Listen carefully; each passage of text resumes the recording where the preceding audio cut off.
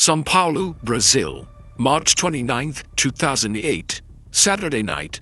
A city that never sleeps is about to come to a complete standstill. 9:30 p.m. A middle-class apartment building in the North Zone. Screams pierce the silence of the night. Neighbors rush to their windows. And there in the ground floor garden, under the yellowish light of the street lamps, lies the small, fragile body of a child. Isabella Nardoni was only 5 years old. The news spreads like wildfire. First aid, ambulance, hospital, and then all of Brazil holds its breath. But a question begins to echo, first in whispers, then in shouts that would take over the entire country. What really happened to Isabella that night? Because what seemed like a tragic accident was about to reveal itself as something much, much darker. This is the story of one of the crimes that most shocked recent Brazilian history, a case that exposed the most painful fractures in Brazilian society, and one that will never be forgotten. Before being a victim, before being a headline, before becoming a symbol, Isabella was just a child.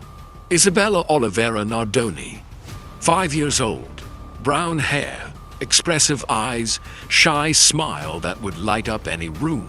She was a cheerful, affectionate girl, full of life. She loved to play, watch cartoons, and had that vibrant energy that only young children possess. Daughter of Alexandre Nardoni and Ana Carolina Oliveira, Isabella was born from a relationship that wouldn't last. Her parents separated when she was still very young, but this wasn't uncommon. Many families go through this.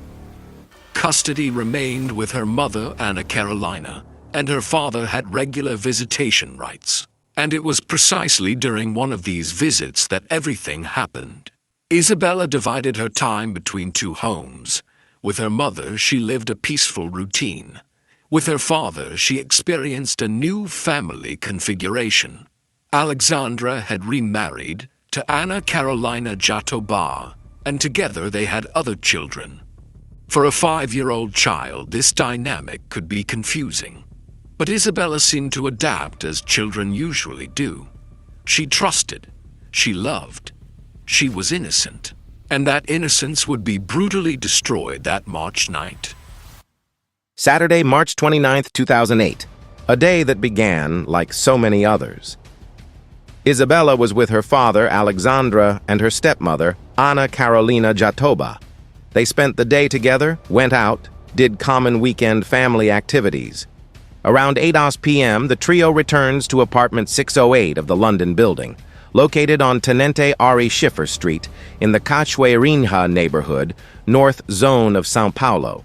The building was ordinary, middle class, 6 floors, apartments with street views, nothing that stood out, a place where dozens of families lived their lives normally.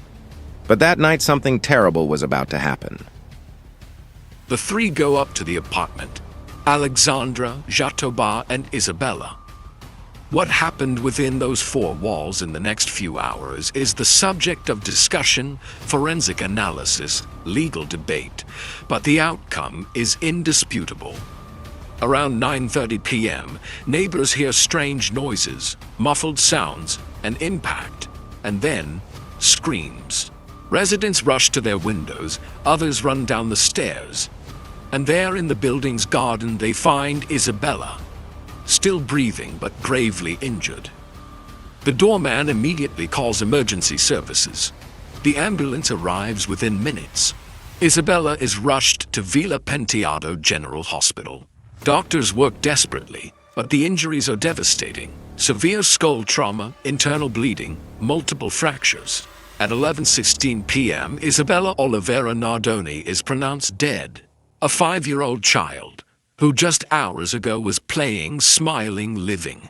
And Brazil wakes up on Sunday morning to the news that would dominate newspapers, conversations, and the thoughts of millions of people for years to come. 5-year-old girl dies after falling from 6th floor of building in São Paulo. When police arrive at the scene, Alexandre Nardoni and Ana Carolina Jatobá are visibly shaken. apparently in shock, and they present their version of the facts. According to them, something absolutely terrifying had happened.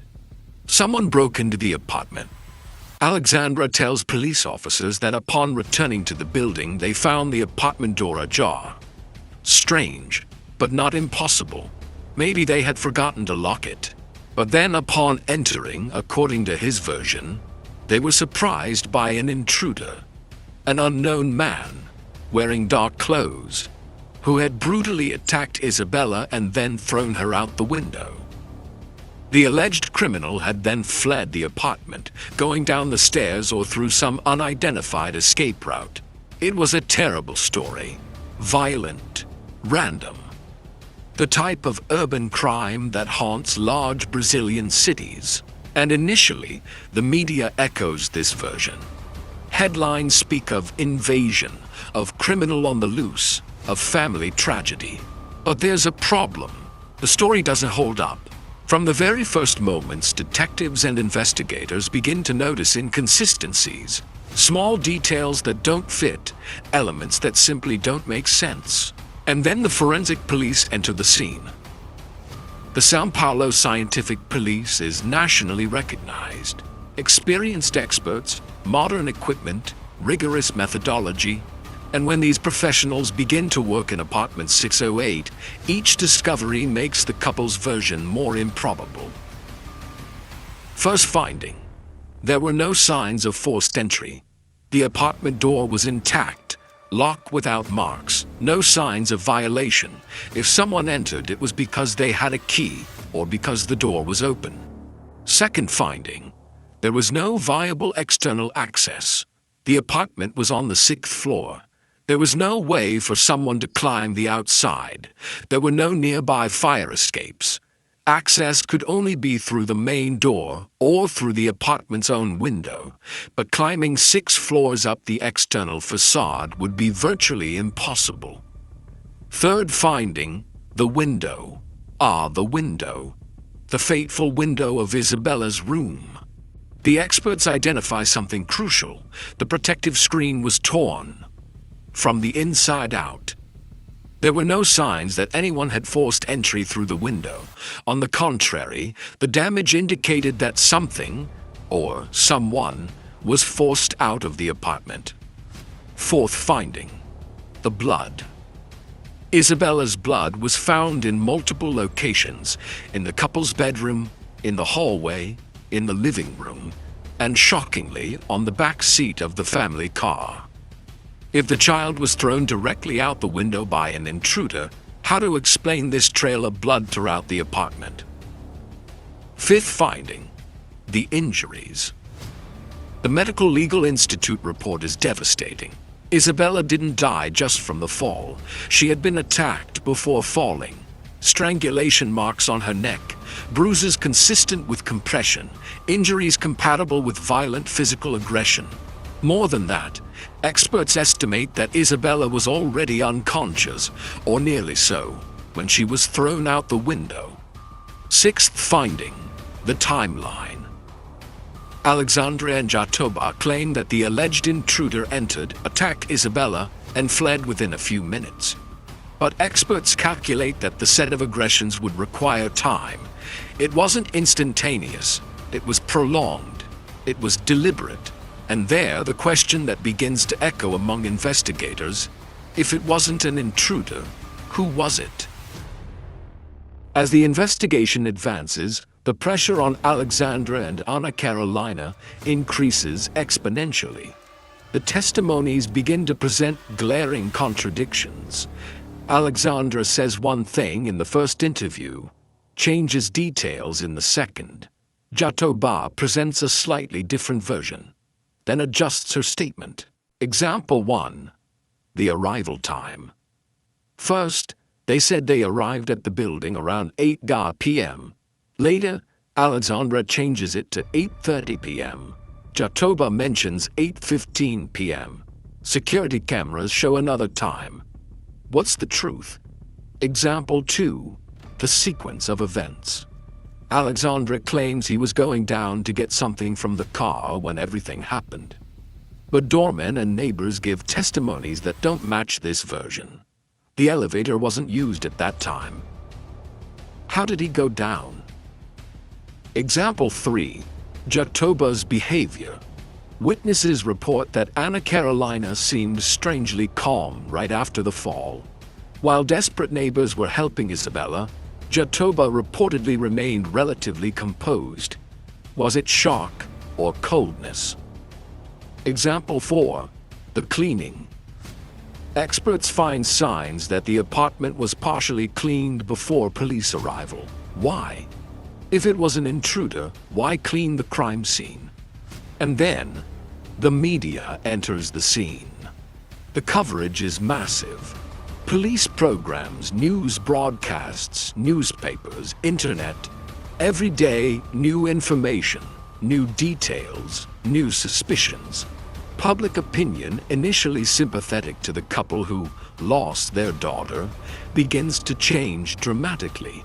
Demonstrations emerge in front of the building, people shouting, signs demanding justice. The pressure is immense. Within this whirlwind, Alexandre and Jatobá hire lawyers, make new statements, try to reinforce their version. But with each passing day, the narrative of the mysterious intruder becomes more fragile. After months of investigation, the São Paulo Civil Police constructs a technical version of what really happened that night. It's important to emphasize, what follows is the version presented by the prosecution, based on forensics, reports, testimonies, and material evidence. Alexandre and Jatobá always denied participation in the crime, but the police present the following sequence. 8:02 p.m., 9:03 p.m. Alexandre, Jatobá, and Isabella arrive at the apartment. For reasons still not fully clarified, an argument begins. Perhaps Isabella was agitated. Perhaps she did something that displeased the adults. The motivations are speculation, but what follows is supported by evidence. 9:00 p.m., 9:20 p.m. The situation escalates. Isabella is taken to the couple's bedroom. There, she suffers physical aggression. Marks on her body confirm this. At some point, there's an attempt at strangulation. The child enters a state of semi-consciousness or total unconsciousness. 9:20 p.m., 9:30 p.m., with Isabella gravely injured and unconscious, Alexandre and Jatobá make a fatal decision. Whether out of panic or calculation, they decide to simulate an accident. Isabella is carried to the window of their own bedroom. The protective screen is torn. And then, the child is thrown from the 6th floor. 9:30 p.m., the impact in the garden. The screams, the neighbors' despair. 9:30 p.m., 9:45 p.m. While neighbors help Isabella, there are indications that the apartment was quickly cleaned. Towels are used. Blood is removed from some surfaces. It's a hasty, incomplete attempt to eliminate evidence. 9:45 p.m. Police arrive. Alexandre and Jatobá present the intruder version. This reconstruction is devastating. It wasn't an accident. It wasn't an intruder. It was homicide. And worse, it was committed by the people who should have protected that child. March 2010. 2 years after Isabella's death, the criminal forum of Barra Funda in São Paulo becomes the center of national attention. TV cameras, journalists from across the country, crowds outside. Alexandre Nardoni and Ana Carolina Jatobá will be tried for triple qualified homicide and procedural fraud. The trial is broadcast live. Brazil stops to watch. Offices, homes, bars, everyone with their eyes glued to the screens. The prosecution presents devastating forensic reports, testimonies from neighbors' security camera footage, forensic experts, forensic psychologists. Each piece of evidence is presented methodically. The prosecution builds a solid technical case based on science and testimonies. The defense argues flaws in the investigation, media pressure that contaminated the process, possibility of invasion not completely ruled out, absence of clear motive. It's an intense legal battle, experienced lawyers on both sides, arguments refuted, counter-arguments presented. But the room is silent when photos of Isabella are displayed. A smiling child, innocent, who no longer exists. Alexandre remains silent during much of the trial. Jatobá becomes emotional at some moments, but the jury, composed of ordinary citizens, listens to everything attentively. After days of trial, the moment arrived. The verdict. The jury gathers. Hours pass. When they return, the jury president reads the decision. By 5 votes to 2, the jury finds Alexandre Nardoni guilty. By 6 votes to 1, the jury finds Ana Carolina Jatobá guilty. The room explodes, screams, crying, applause, sentences. Alexandre Nardoni, sentenced to 31 years, 1 month and 10 days in prison for triple qualified homicide and procedural fraud. Ana Carolina Jatobá, sentenced to 26 years and 8 months in prison for triple qualified homicide and procedural fraud. Outside the forum, crowds celebrate. Justice has been served, they shout. But inside the room, 2 families are destroyed, and a child will never return. The Isabella Nardoni case wasn't just a crime. It was a social phenomenon. Unprecedented media coverage. For weeks, months, years, the case dominated Brazilian media. News programs, police shows, debates, documentaries. Everyone was talking about Isabella. Social media. Although social media was still incipient in 2008, communities on Orkut, online forums and blogs exploded with discussions. Millions of Brazilians opined, speculated, debated. National division. The country was divided. There were those who believed in the couple's guilt from the beginning. Others defended the presumption of innocence. Heated discussions in families, workplaces, universities. Discussions about domestic violence. The case opened a wound. Child violence happens many times inside the home, by close people, by family members. It's a painful subject, but one that the Isabella case forced Brazil to confront. Legislative changes. After the case, there was pressure for stricter child and adolescent protection laws, debates about shared custody, about monitoring family environments, collective trauma. For many Brazilians, especially parents, the Isabella case left deep marks. The idea that a child could suffer so much at the hands of those who should protect her was devastating. Heinous crimes happen every day, unfortunately, but some cases transcend the police pages and become national symbols. Why was the Isabella case so impactful? 1. The victim was a child, not just any child, a girl of only 5 years, fragile, innocent, unable to defend herself. Society has a protective instinct toward children, and when that protection fails so brutally, the shock is immense. 2. The crime happened within the family itself. It wasn't a stranger on the streets. It was inside the home, by people who should have loved and protected Isabella. This breaks one of the most fundamental pillars of society, family trust. 3. The contradictions and lies. The intruder version that crumbled. The failures in the narrative. The attempt to deceive the police. All of this generated indignation. The feeling that they were trying to escape with impunity. 4. The massive media coverage. The media transformed the case into a national soap opera. Every detail was dissected. Every update became a headline. Brazil followed in real time. 5. The representativeness. Isabella could be any child, any daughter, any granddaughter. The identification was immediate and visceral. 6. The search for justice. The case became a symbol that, even in a country with so many inequalities and failures in the judicial system, justice could prevail. The conviction was seen as a collective victory. Alexandre Nardoni served part of his sentence in closed regime. Subsequently, he obtained progression to semi-open regime and later house arrest.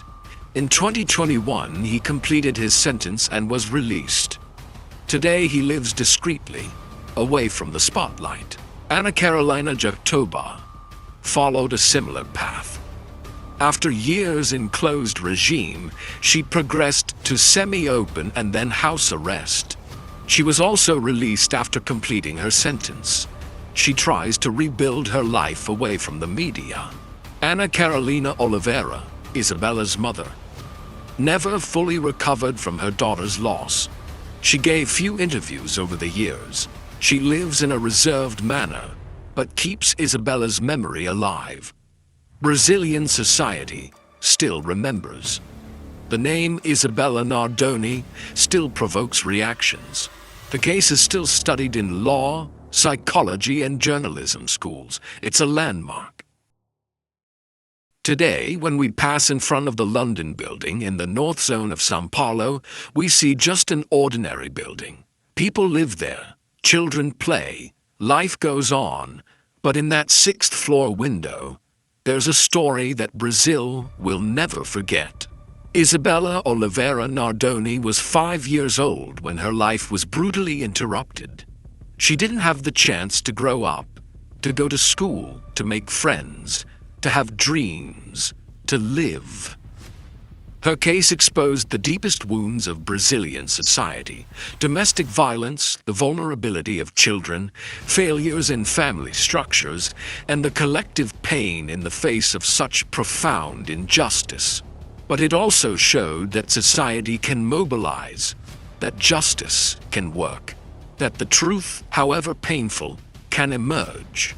The big question remains: how can someone do this to a child, to their own daughter? There is no satisfactory answer. There is no justification. There is no possible redemption. What remains is the memory, and the hope that cases like this become increasingly rare. Isabella Nardoni, April 18, 2002, March 29, 2008. May her memory always remind us of the importance of protecting our children. Always. If this video impacted you in any way, if you believe that stories like this need to be told so they never happen again, leave your like down below. This really helps the channel to continue bringing investigative and quality content. Leave your comment. What did you think of this case? Do you remember when this happened? What's your reflection on all of this? I want to know your opinion. Let's talk here in the comments. And if you're not subscribed to the channel yet, subscribe and turn on the notification bell so you don't miss the next cases we'll cover. Every week we bring real stories, deep investigations, and detailed analyses of cases that marked Brazil and the world.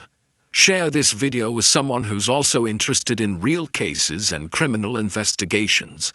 The more people know these stories, the greater the social awareness about protecting our children. See you in the next video, and remember, Isabella's memory cannot be in vain.